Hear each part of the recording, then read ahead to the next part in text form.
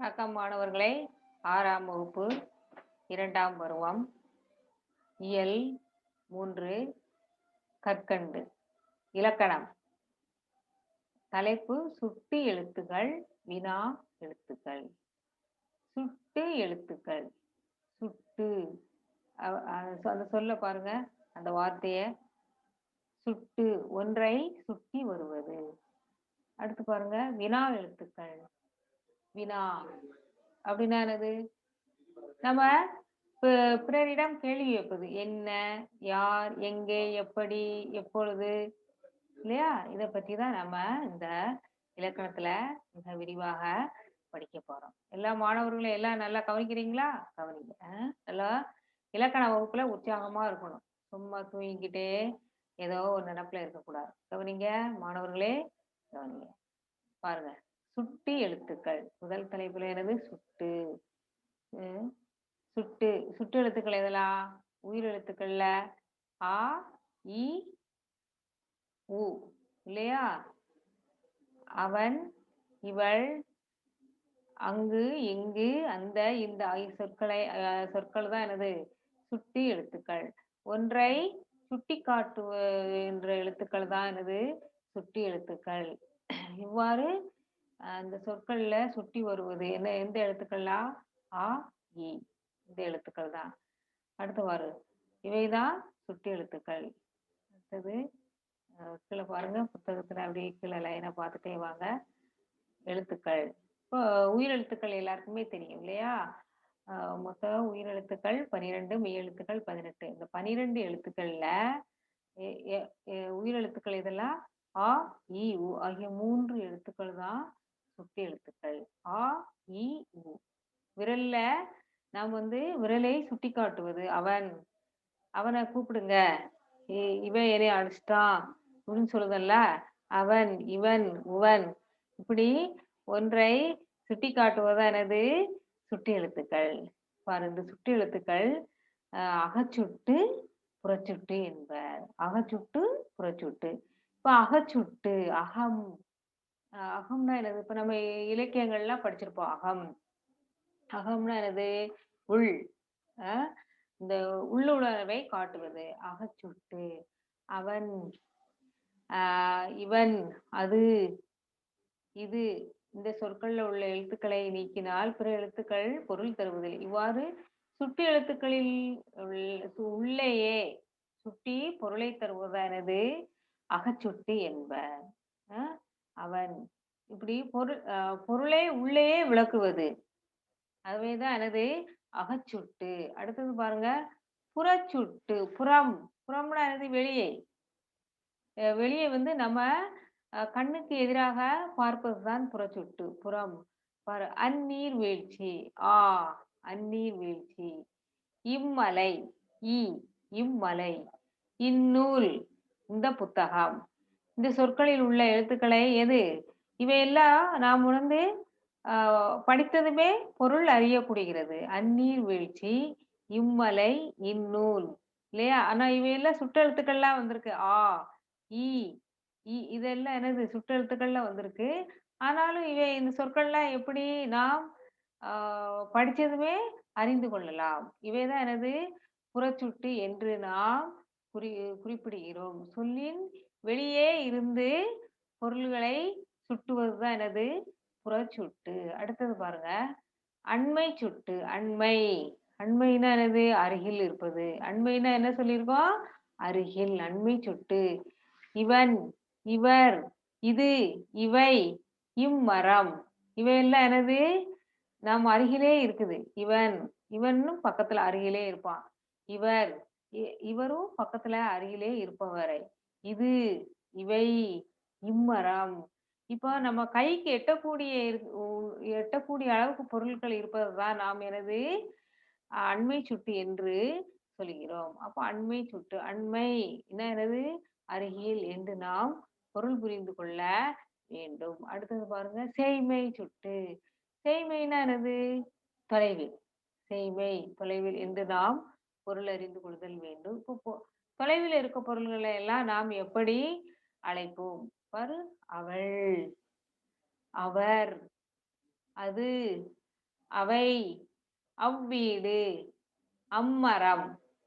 இவையெல்லாம் தொலைவில் கொஞ்சம் தொலைவில் இருக்கும் இல்லையா? நம்ம கைய நீட்டி சொல்லுவோம். அவள், அவள் அங்க இருக்கா. அடுத்தது அவர், அவர் அங்க இருக்காரு அப்படிம்போம். அது அங்க போயிடுச்சு அப்படின்னு பேச்சு வழக்குல சொல்லுவோம். அவை, அவ்வீடு, அம்மரம் இவையெல்லாம் என்னது? தொலைவில் இருக்கின்ற பொருளை சுட்டுவது தான் என்னது? செய்மை சுட்டு இல்லையா? அடுத்தது பாருங்க. சுட்டுத்திரிபு. சுட்டுத்திரிபு. சுட்டுத்திரிபு எப்படி வரும்? அம்மரம், இவ்வீடு இவையிலே புறச்சுட்டு என்பதை நாம் அறிந்து கொண்டோம். சுட்டு திரிவினாலே எப்படி சுருக்கமா சொல்லப்போனா எதிர்ச்சொல் வடிவில் எடுத்துக்கலாம். அம்மரம் எப்படி? அந்த மரம். இவ்வீடு இந்த வீடு என்று நாம் எதிர்ப்புறமாக உள்ள சொற்களை சுட்டுவது. பாரு, ஆ, இ ஆகிய சுட்டு எழுத்துக்கள். இவைதான் சுட்டு எழுத்துக்கள் என்று குறிப்பிடுகிறோம். அடுத்து பாரு, ஆ, இ இவையெல்லாம் சுட்டு திரிபுகள் இல்லையா? பொதுவாக சுட்டு எழுத்துக்கள் என்று நாம் குறிப்பிடப்படுவது இவைதான். அடுத்து பாரு, வினா எழுத்துக்கள்.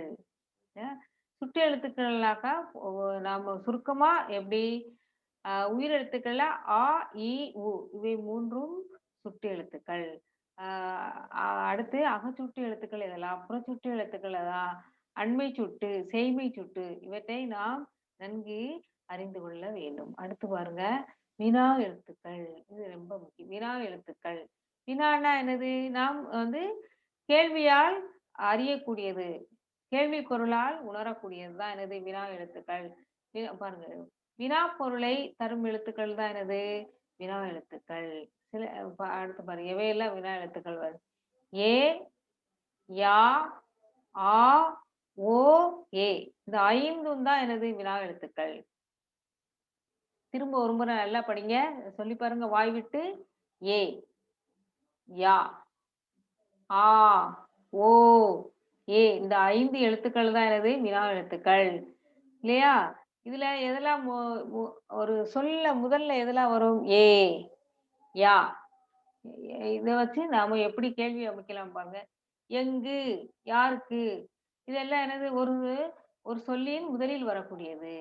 அடுத்து அ இந்த ஆ, ஓ. ஆ, ஓ. இது வந்து எப்படி? ஒரு சொல்லின் இறுதியில வரும். பே பேசலாமா? ஆ. தெரியுமோ? ஓ. இல்லையா? அடுத்து அ மொழி முதலிலும், இறுதியிலும் வருவது. ஏ. மொழி முதல்ல வரும். அ கடைசியிலயும் வரும். ஏன்? நீதானே. இல்லையா? இவைதான் என்னது? ஆ வினா எழுத்துக்கள். வினா எழுத்துக்கள்னாலே மறக்கக்கூடாது. ஏ, யா, ஆ, ஓ, ஏ இந்த 5 வினா எழுத்துக்கள். இந்த எழுத்துக்கள் இந்த 5 வினா எழுத்துக்களும் மொழியில ஒரு சொல்லின் முதல்ல எதெல்லாம் எந்த எழுத்துக்கள்லாம் வரும்? ஒரு சொல்லின் இறுதியில எந்த எழுத்துக்கள்லாம் வரும்? இறுதியிலும், முதலிலும் வரக்கூடிய எழுத்துக்கள் எதெல்லாம்? இத வந்து நன்கு நாம் அறிந்து கொள்ளுதல் வேண்டும். அடுத்து வந்து ஆ அகவினா. இப்ப அகச்சுட்டு, புறச்சுட்டு எப்படி படிச்சோமோ, அதே மாரி வினா எழுத்துக்கள்லயே அகவினா வரும். வினா எழுத்துக்கள் சொல்லின் அகத்தே இருந்து வினா பொருளை தருவது எது? அகவினா. பாரு. எது? யார்? ஏன்? இச்சொற்களில் உள்ள வினா எழுத்துக்களை நீக்கினால் இவை என்னது? பொருள் தருவது கிடையாது. இல்லையா? புறவினாவும் அப்படிதான். புறத்தே வருவது. வினாப்பொருளை தருமானால் அவை புறவினா. அவனா? வருவானோ? இச்சொற்களில் உள்ள ஆ, ஓ ஆகிய வினா எழுத்துக்கள் நீக்கினால் பிற எழுத்துக்கள் இவை பொருள் தரும். இல்லையா? அகவினா, புறவினா. வினா எழுத்துக்கள்ல அப்படி இதுல நான் குறிப்பாக தெரிந்து கொள்ள வேண்டியது எவை என்றால், வினா எழுத்துக்கள் எவையெல்லாம்? இத மட்டும் நல்லா ஞாபகம் வச்சுக்கோங்க. ஏ, யா, ஆ, ஓ, ஏ இந்த 5ம் வினா எழுத்துக்கள். இவை வந்து ஒரு சொல்லின் முதல்ல எந்த எழுத்துக்கள்லாம் வரும்? அ க கடைசியில எந்த எழுத்துக்கள்லாம் வரும்? முதலிலும், கடைசியில எந்த எழுத்துக்கள்லாம் வரும்? இதுவே வினா எழுத்துக்கள்ல நாம் நன்கு அறிந்து கொள்ள வேண்டும். அதே மாரி சுற்றெழுத்துக்கள் எதெல்லாம்? அகச்சுட்டு, புறச்சுட்டு, அண்மை சுட்டு, சேய்மை சுட்டு எவையெல்லாம் என்று நாம் நன்கு அறிந்து கொள்ளுதல் வேண்டும். புரியுதா மாணவர்களே? நல்லா புரிஞ்சிருக்கும்னு நினைக்கிறேன். திரும்ப திரும்ப இத நீங்க இந்த வீடியோவ நல்லா போட்டு பாருங்க. இந்த கிளாஸ் நல்லா கவனிங்க. நன்றி மாணவர்களே!